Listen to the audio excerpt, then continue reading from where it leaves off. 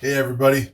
Welcome back to the Build Show Network here. So, I'm Steve Bazek, architect, and usually we start off my videos. We do a little site visit, come back to the office, and we'll get old Big Red and we'll talk about some drawings and kind of reinforce what we saw at the site. But today we're taking a right turn on our video.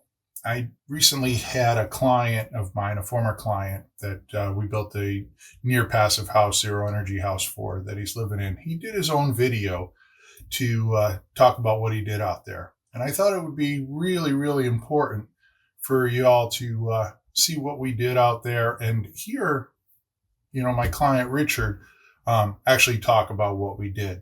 Because it's kind of like, when kids hear their parents tell them things versus when kids hear, somebody else tell them things, there might be a little bit more legitimacy if it's not necessarily coming from the preacher. So I really want to commend his leadership. So a really quick background on Richard is that he came to me a few years ago. His values in building and what he wanted built aligned with mine. He wanted to build a really good house, very energy efficient, healthy, comfortable. He kind of checked off all the boxes. But to understand Richard is to really understand what leadership means, in that, as a client, Richard's leadership was all time high, top shelf. Not only did he want to go through this project and build himself a better house, Richard wanted to build a passive house. So Richard went and he took the class and got the software and kind of self-taught himself how to be a passive house consultant. Richard's a very intelligent guy, and I wouldn't question that by any means. A couple other things that are pretty extraordinary about Richard is that he lives in a town where he wanted to go to zero energy.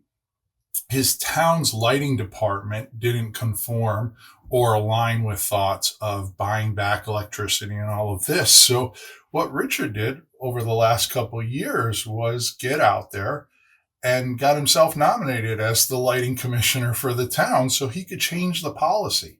Right? We've always heard, be the change that you want to see happen. Well, Richard lives this life. He's not only a resident in the town, now he's the lighting commissioner, and he did it solely because he aligned himself with several other people that live in the town that had solar panels on there that weren't getting the credit maybe they felt due. So Richard set out to change that policy, and he's in the process of doing that.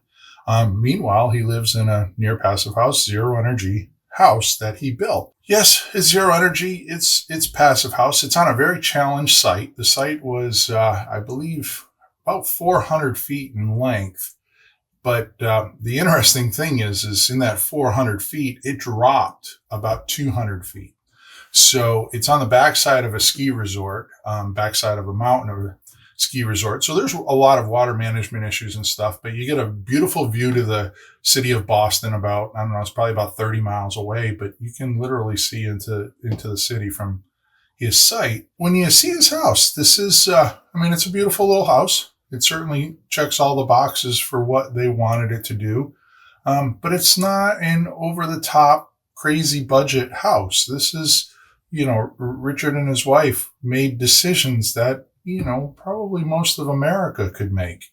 And they were very sound decisions. And, we'll watch the video and see the outcome. And, not only did Richard want to build a really good house, but in the end, you'll see it in the video there where he went out and he purchased an electric vehicle, and he's got his second one here that he's going to get in the near future. So he's turning his whole lifestyle into this kind of zero energy, net carbon footprint, if you will. But anyways, enough about that. I just wanted to give you a little preface here to the video. Hope you enjoy it. Richard's a great guy. Appreciate him for who he is, because he's really made some sound decisions here. So enjoy the video, and until next time, long live our buildings. My name's Rick Riss, and this is the story about designing and building a net zero house. It's not only net zero, but it's built to the German passive house standard. So we achieved net zero by a very efficient building for a house that inherently uses very little power. I hope you enjoy it. My wife Claudia and I were looking for a piece of property that had a good view in a rural New England location and suitable to build a house. In the spring of 2005, our best man David Conway was killed in an avalanche at Arapahoe Basin ski area in Colorado. It brought the reality that life is short, and I decided that building a net zero house was going to become a goal of mine. David and I had done a number of building projects together, and this time I wanted to build a house that was on the leading edge of efficiency, that is powered by sunlight, and that was well suited to our local New England climate. Claudia found a listing for a 6.7-acre lot on Mountain Road in Princeton. We could see the potential for a great view in a small rural town that has no stoplights and no gas stations. We worked with our realtor, Chris Casucci, to buy it from a Japanese doctor and his brother who had lived in Worcester. The property is very steep and located on the east side of Mount Little Wachusett with a view to Boston. It took us a few years to figure out what to build. To start, we removed the guardrail and brought in enough fill just to park a car. The steep slope meant that this construction would need a lot of attention to drainage and water management. Our first project was to deal with the 15-inch culvert that dumped lots of water after every rainstorm. So we added a collection system, a manhole, and a 1,500-gallon cistern. Located at the top of the hill, we used the cistern as a gravity-fed garden water supply, so it's now become a resource instead of a problem. Any excess water is diverted to a safe location. The first idea was for a geothermal heating system after I watched a Mansfield neighbor install a system in an old Victorian house. A crew from Louisiana came up and drilled 4 wells at a cost of over $30,000. And even that size system was marginal for this big and poorly insulated house. So my idea was to build with enough insulation to use maybe only 1 well. After some MathCAD building calculations, I began to realize that once you build a super insulated shell, you will really need to focus on high quality doors and windows to avoid excessive heat loss. So that led me to Passive House Windows, a German passive house design method. Once I learned about the well-tested building physics of the passive house method, I abandoned my MathCAD models. In retrospect, it was a very good idea. With a 3-level house, we built the top 2 levels to form the passive house envelope, and the bottom level, sunroom, was a separate but well-insulated space.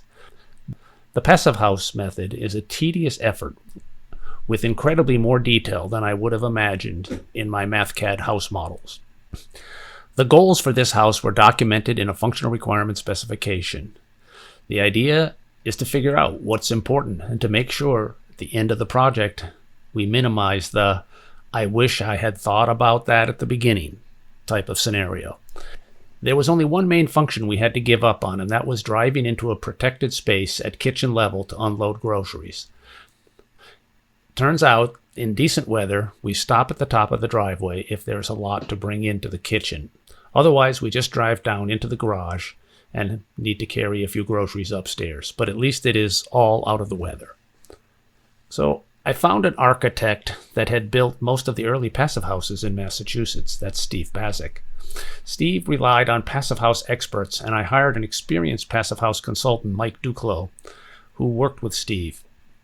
This unique pairing of the 3 of us required numerous design reviews and decisions to iterate on a proper envelope, windows, their exact position, the doors, insulation, overhangs, HRV, and efficient appliances. It was a dedicated effort to correctly prepare the passive house spreadsheet and ensure it was synchronized with the emerging design. I visited Dan Roy's house in Falmouth, which was in construction as my project was still in design. Dan is a very capable engineer and ultimately became a certified passive house consultant and proved very helpful for my project. And we remain good friends to this day. Steve Baczek and Mike Duclos were both aware of that house. Steve Baczek designed the house for Dan. The passive house method is a rigorous and proven building physics method, and that really appealed to engineers like myself.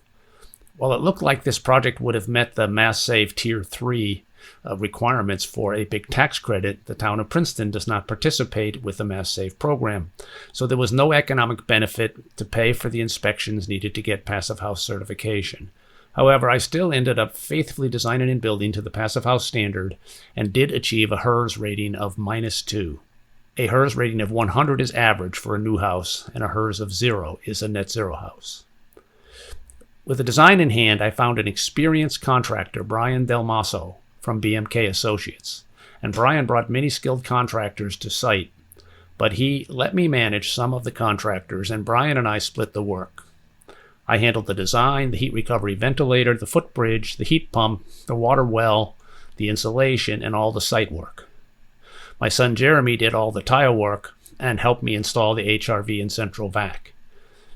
BMK handled the foundation, framing, electrical, plumbing, the sheetrock, roofing, siding, floors, and all the finish work. We both worked on extensively sealing air leaks in the house. Then there was Paul and Walter Yanowicz, my excavator. They were the most expensive contractor, but critical to the success of the project. They were on site with all the big equipment needed for the duration of the project. Walter and Paul built the roads to facilitate well drilling, the roads so we could get cement trucks in and pour the foundation without the need for a pump truck. They enabled the construction crews, built the culvert, built the cistern system, built the GeoFlow septic system, provided French drains, installed the geothermal slinky loop, installed the underground electrical service piping. In addition, they built extensive stone walls and covered slopes with stone to protect against erosion. They were on site and needed throughout the whole project. Claudia designed the kitchen with an inductive cooktop, 2 wall ovens, a convection microwave, and with extra cabinet storage to take advantage of the 10-foot ceilings. There were a lot of subtle design features, such as the careful selection of paint colors to get diffuse natural lighting, the intercom system, the really cool Arduino stair lights that my son John programmed, the video camera with a DVR recorder, home entertainment that was very clean system, getting rid of the old receivers and just using a sound bar, a fiber internet connection with a home network providing plenty of Cat 5 and 6 outlets, also with Wi-Fi throughout the house, 3 different EV charging outlets, window shades, a metal roof with snow slide protection, and Claudia really likes the window boxes on the footbridge that my brother Tim fashioned from leftover AZEK planks. Overall, it did work out, and like magic, the Passive House heats and cools on almost nothing.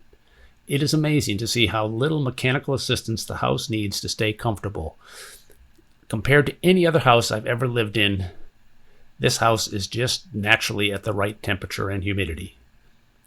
We moved in during the last week of December 2016. In December 2017, we added an 8-kilowatt solar PV system with SunPower panels and a Pika off-grid inverter. The roof was actually sized for these specific panels so they would fit neatly on the roof with a minimal overhang. Without net metering, the first year we gave away about 50% of all of our solar power. But once we got a Tesla Model 3 in November 2018, we found we could charge during sunny days, so that cut my exported power to about 16%. This makes adding batteries to our solar system not very economical. We use the battery in the Tesla. With 6.7 acres of mostly woodlot, we are now a net carbon sequestering family, and while we still have 1 fossil-powered car, that should go electric in a year or 2, most likely a Tesla Model Y. I doubt we ever get to 100% fossil-free, as my little Kubota diesel tractor is my right-hand man for yard work and snow clearing, and we do have a propane grill and a few gasoline-powered yard tools. I hope you enjoyed the presentation of my Passive House.